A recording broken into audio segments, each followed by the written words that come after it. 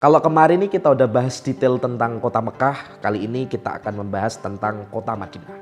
Jadi Madinah ini menjadi kota tempat peristirahatan terakhir Nabi Muhammad dan menjadi kota suci kedua umat Islam setelah kota suci Mekah. Tapi tahu nggak sih, sebelum dikenal sebagai kota suci nih, Madinah tuh dulunya hanya dikenal sebagai kota oasis biasa yang dikenal sebagai kota Yasrib dan menjadi tempat yang penuh konflik banget karena dihuni oleh berbagai suku dan berbagai macam komunitas di sana. Nah, kita akan bahas bareng-bareng nih, mulai dari penduduk awal kota Yasrib, perjuangan dakwah Islam, sampai transformasi kota Madinah menjadi kota peradaban Islam.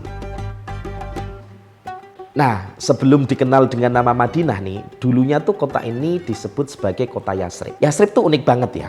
Tanahnya tuh subur, ada oasisnya, dan dikelilingi oleh banyak banget pegunungan. Sehingga tempat ini tuh tempat yang cocok untuk bertani dan jadi jalur perdagangan yang cukup strategis pada zaman dulu. Karena tanahnya nih subur dan cukup strategis ya, jadi banyak banget suku yang datang dan menetap di sana.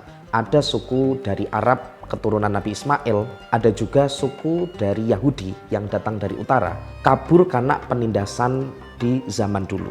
Bahkan mereka ini sudah ada dari sejak abad ke-6 sebelum Masehi. Jadi kebayang dong, kota kecil yang sukunya beragam banget. Dan uniknya Madinah tuh sekarang berada di ketinggian 625 meter di atas permukaan laut. Sehingga udaranya ini cukup berbeda dan sejuk dibandingin dengan kota di gurun-gurun lainnya. Tapi kehidupan damai di kota Yasrib tuh nggak selalu berjalan mulus ya. Ada dua suku besar di kota Madinah, yaitu adalah suku Aus dan suku Khazraj yang sering banget berselisih. Dan dua suku besar di kota Madinah ini mereka sudah berada di sana sebelum Islam datang.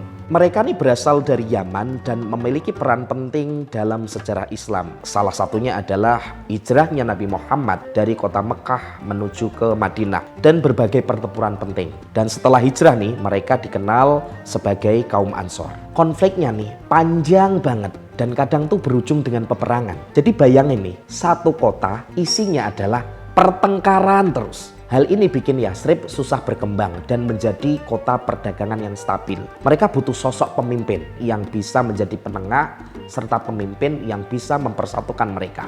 Nah, di saat situasi yang carut-marut ini nih, Islam tuh mulai masuk ke kota Yasrib.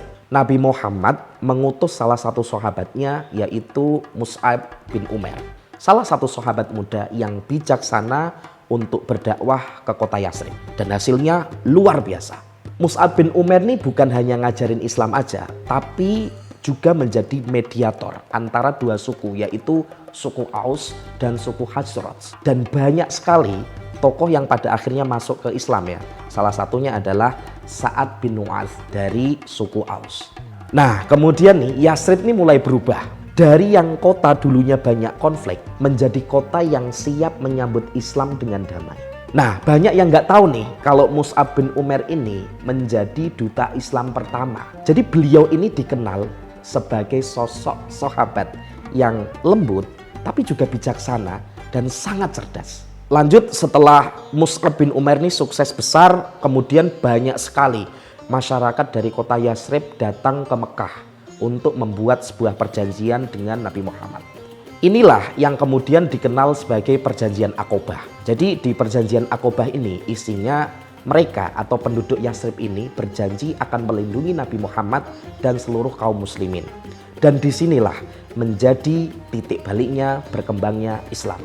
Di tahun 622 Masehi, kemudian Nabi Muhammad bersama seluruh sahabat hijrah dari kota Mekah menuju ke kota Madinah. Hijrah ini bukan sekedar hanya pindah kota aja, tapi menandakan atau menjadi momen cukup bersejarah.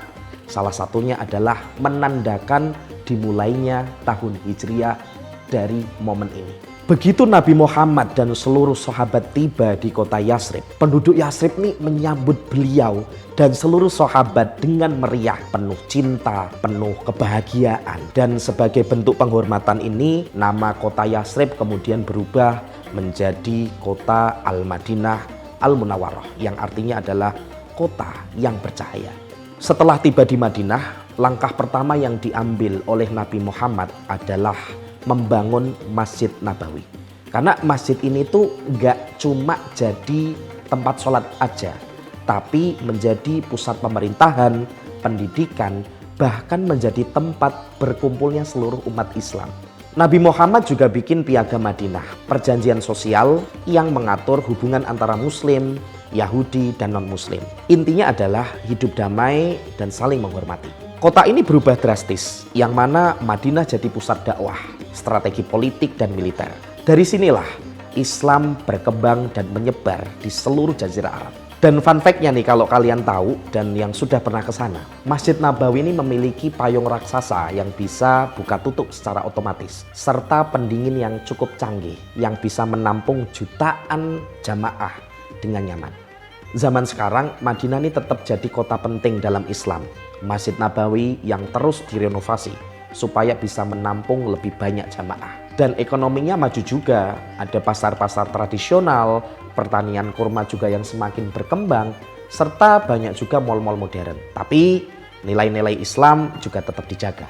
So, Madinah tuh bukan cuma tempat suci ya, tapi juga saksi perjuangan, cinta, dan strategi Islam dari zaman Nabi sampai sekarang. Kalau kamu udah pernah ke kota suci Madinah, pasti ngerti rasa syahdunya, rasa nyamannya. Ya, kalau kamu belum dipanggil, ya semoga Allah kasih kesempatan segera. Kalau kamu suka konten-konten kayak gini, jangan lupa like videonya, share ke teman-teman kamu, dan jangan lupa subscribe.